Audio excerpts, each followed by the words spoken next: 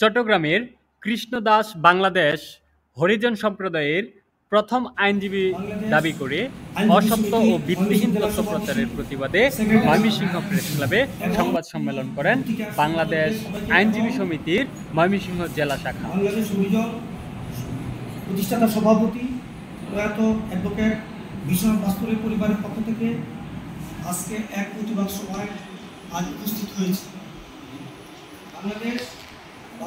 বাংলাদেশ ভাস্কর graduate অ্যাসোসিয়েশনের পক্ষ থেকে আমরা সত্যনিষ্ঠ এবং একটা কথা এখানে প্রচার করতে চাচ্ছি। সেটা হলো 2024 সাল কৃষ্ণা দাস নামে চট্টগ্রামে একজন আইনজীবী আমাদের হরিজন সম্প্রদায়ের মধ্যে নিজেকে প্রথম আইনজীবী হিসেবে দাবি করেছেন, যা সত্য নয়, যা মিথ্যা বানোয়াট এবং বিভিন্ন চ্যানেলে, বিভিন্ন মিডিয়াতে, বিভিন্ন পত্রিকায় তিনি নিজেকে প্রথম হরিজন সম্প্রদায়ের একমাত্র উকিল হিসেবে আইনজীবী হিসেবে দাবি করেছেন। সেই সম্পর্কে আমি এখানে কিছু কথা বলতে চাই, একটু মনোসহকারে আলোচনা করে শুনুন। 2 মার্চ 2024 চট্টগ্রাম থেকে প্রকাশিত প্রথম আলো অনলাইন পত্রিকা হরিজন থেকে প্রথম আইনজীবী হলেন কৃষ্ণ শিরোনামে একটি সংবাদ আমাদের দৃষ্টিগোচর হয়েছে এবং বাংলাদেশে আরও কিছু স্বনামধন্য পত্রিকা ইলেকট্রনিক মিডিয়া থেকে এই তথ্যটি প্রকাশ করা হয়েছে, যেমন সময় টিভি, ইন্ডিপেন্ডেন্ট নিউজ চ্যানেল 24, কিছু অনলাইন নিউজ পোর্টাল। সংবাদটি সম্পূর্ণ মিথ্যা ও বানোয়াট বলে আমরা দাবি করছি। প্রথম আলোর সাথে ইলেকট্রনিক এবং মাধ্যমে ইলেকট্রনিক মিডিয়ার মাধ্যমে যোগাযোগ করার চেষ্টা করেছি, এরপর কর্তৃপক্ষের কোনো সাড়া পাওয়া যায়নি। আমরা বিশ্বাস করি প্রথম আলোর মতো স্বনামধন্য পত্রিকা ও উল্লেখিত ইলেকট্রনিক মিডিয়া এই ধরনের একটি তথ্য প্রকাশের পূর্বে অবশ্যই যথেষ্ট যাচাই বাছাই করার প্রয়োজন ছিল, কারণ যখন একজন ব্যক্তিকে একটি জনগোষ্ঠীর প্রথম আইনজীবী বলে দাবি করা হবে তখন এটি একটি গোষ্ঠীর ইতিহাসের প্রসঙ্গ বলে আমরা বিশ্বাস করি। স্বর্গীয় অ্যাডভোকেট বিশ্বনাথ ভাস্কর।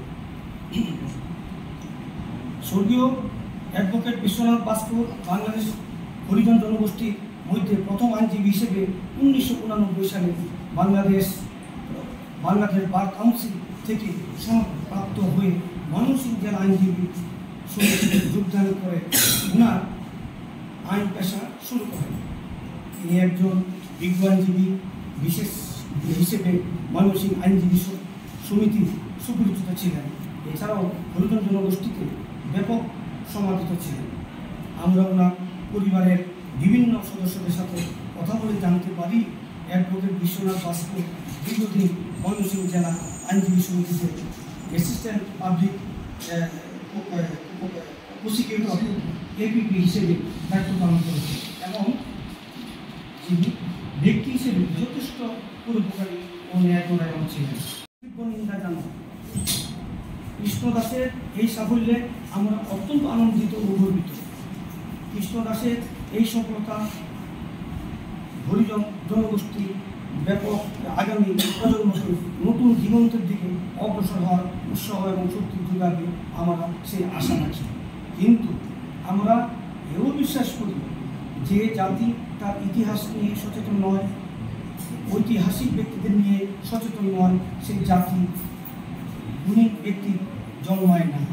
তাই আমরা প্রথম আলো সহ উল্লেখিত ইলেকট্রনিক মিডিয়া কৃষ্ণ দাসকে প্রথম বলে দাবি করা হয়েছে সেই সব পত্রিকা এবং ইলেকট্রনিক মিডিয়া ও হরিজন জনগোষ্ঠী সহ দেশবাসীকে সঠিক তথ্য জানানোর স্বার্থে প্রকাশ করছি যে দেশের সকল ইলেকট্রনিক ও প্রিন্ট মিডিয়া কর্তৃপক্ষ তথ্য প্রতিনিধিদের অনুরোধ করব ভবিষ্যতে কোনো সামগ্রিক জনগোষ্ঠীকে নিয়ে সংবাদ প্রকাশের পূর্বে অবশ্যই সততা, বস্তুনিষ্ঠা যাচাই বাছাই করে নেবেন। সর্বশেষ আমরা বাংলাদেশ ভাস্কর গ্রাজুয়েট অ্যাসোসিয়েশন ও অ্যাডভোকেট বিশ্বনাথ ভাস্কর পরিবারের পক্ষ থেকে মিথ্যা তথ্য ও সংবাদ প্রচারের প্রতিবাদ জানাই। আইনজীবী সমিতি নির্বাচন বিভিন্ন সামাজিক কর্মকাণ্ড, সমিতির বিভিন্ন ক্রাইসিসে বা আমাদের সুখে দুঃখে আমাদের রিসেন্ট পাস্ট প্রেসিডেন্ট এবং জেলা আওয়ামী লীগের সাধারণ সম্পাদক অ্যাডভোকেট মোয়াজ্জেম হোসেন বাবু মহোদয় সহ অ্যাডভোকেট আব্দুল মুতালেব লাল, অ্যাডভোকেট আবুল কাশেম, মাহবুব আলম মামুন সহ আমরা যে আইনজীবীরা আছি, আমরা সকলেই ওনার সঙ্গে একত্রে কাজ করেছি। মামুন শেখ এবং উপস্থিত সাংবাদিকবৃন্দ, আমাদের বিশ্বনাথ হাসপাতালের পরিবারবৃন্দ, নেতৃবৃন্দ, আমাদের অত্যন্ত পরিচিত এবং কাছের মানুষ ছিলেন বিশ্বনাথ দাসপুর। তিনি এমপিপি ছিলেন।